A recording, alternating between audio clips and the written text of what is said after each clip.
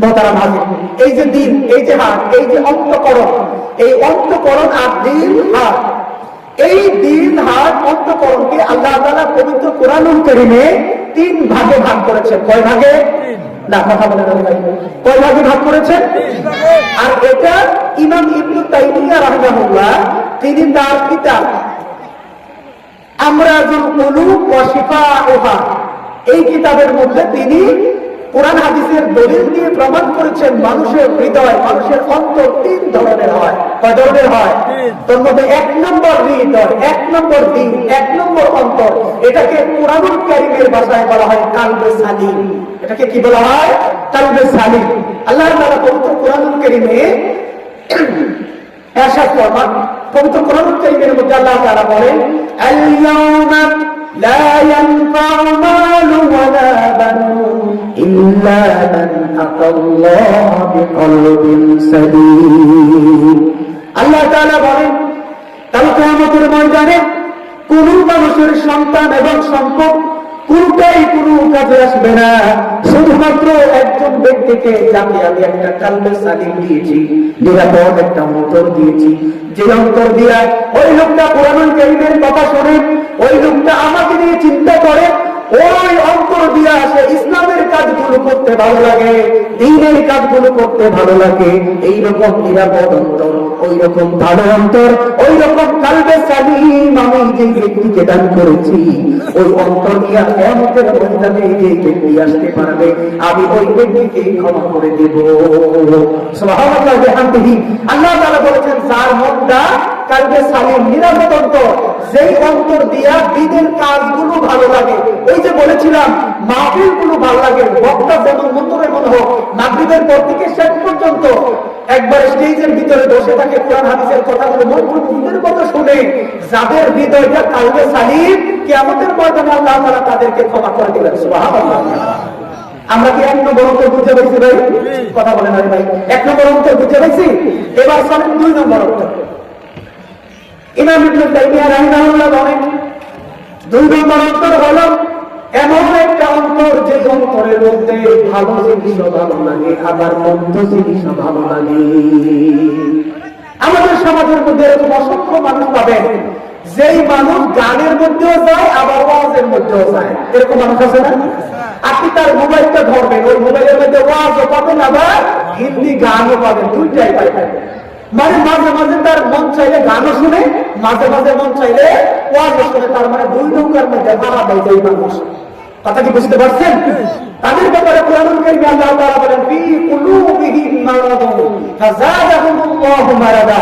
আল্লাহ তাআলা তাদের অন্তরের মধ্যে রয়েছে রূপ, আর এই রূপটাকে আল্লাহ তাআলা আরো বাড়িয়ে দিলেন। তার মানে হলো তাদের অন্তরের মধ্যে রূপ থাকার কারণে, তাদের অন্তরটা রোগগ্রস্ত অন্তর থাকার কারণে মধ্যে মধ্যে ওয়াজও ভালো লাগে, মধ্যে মধ্যে গানও ভালো লাগে। আমি কি বুঝাইতে পারতেছি ভাই?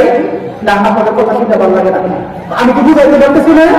মানে এমন অন্তর, যে অন্তরটা অসুস্থ, যে অন্তর মধ্যে মধ্যে মধ্যে ওয়াজও ভালো লাগে, আবার মাঝে মাঝে গানও ভালো লাগে, যার ফলে ওরা ওয়াজ মাহফিলের মধ্যে আসে, চাষকলের মধ্যে বসে থাকে, টেলিভিশনের সামনে বসে থাকে।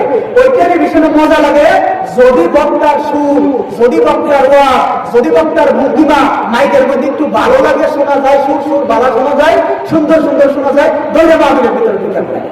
তাইলে কি আমরা দ্বিতীয় শ্রেণীর শ্রোতা খুঁজে পেলাম না ভাই? মানে যারা ওয়াজের ময়দানে আসে, বাইরে বসে বসে মজা মারে, আর যদি শুনে যায় না বক্তা মোটামুটি চলে, মানান শুন, তাইলে আসে, আমরা আসে। কথা কি বুঝতে পারতেছেন? কথা বলে মানে আপনারা কথা বুঝতে পারতেছেন?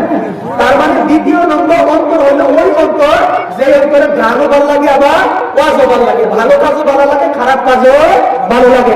এই অন্তরটার আরেকটা নাম হলো মুনাফিকের অন্তর। এই অন্তরের আরেকটা কি?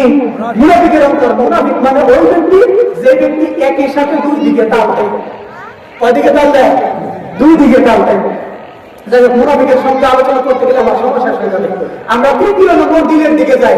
3য় নম্বর দিলকে কোরআনুল কারীমের মধ্যে বলা হয়েছে কালবে মাউত বা মৃত দিল। যেই দিল, এমন দিল, এই দিল দিয়ে আল্লাহ তাআলাকে স্মরণ করে না, যেই দিল দিয়ে আল্লাহকে স্মরণ করে না। এই ব্যাপারে কোরআনুল কারীমের মধ্যে আল্লাহ তাআলা বলেন, লাহুম কুলুবুন লা ইয়াফকাহুনা বিহা, তাদেরকে আমি অন্তর দিয়েছি, ওই অন্তর দিয়া তারা উপলব্ধি করে না। কি করে না? উপলব্ধি করে না। কি উপলব্ধি করে না? আল্লাহ রাব্বুল আলামিনের সৃষ্টি জগৎগুলোকে দেখে আল্লাহর কুদরতগুলোকে তারা উপলব্ধি করে না, বলে আনসিট is nothing, there is no god, আল্লাহ বলতে কেউ নাই, তার এই কথা বলে। নাউযুবিল্লাহ। সম্মানিত হাজিরিন, মৃতদিন হলো এমন দিন যেই দিনের মধ্যে আল্লাহ তাআলার স্মরণ থাকে না।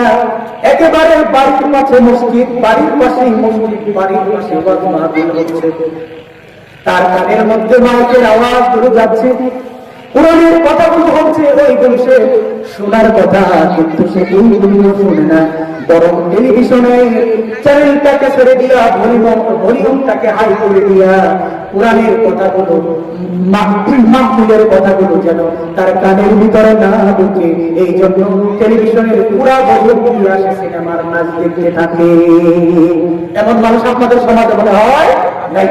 আছে এমন মানুষ যারা কোরআনুল কারীমের কথাগুলো শোনে না, যারা আল্লাহ তাআলার কথাগুলো শোনে না, যারা দ্বীনের কথাগুলো শোনে না, উলামায়ে কেরামের কথাগুলো শোনে না, বরং ইসলামের কথা যদি তাদের সামনে বলা হয়, তার নাস্তিকদের মতো আচরণ করে আলেমদের বিরুদ্ধে নানান ধরনের কথা বলে।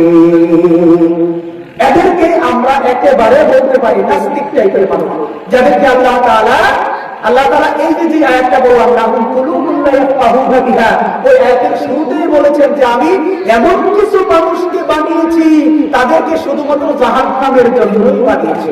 নাউযুবিল্লাহ মিন যালিক। এবং শেষের দিকে আল্লাহ তাআলা বলেছেন উলাইকা কাল আনআম, এই লোকগুলো হলো চার পায়া জানোয়ারের মতো।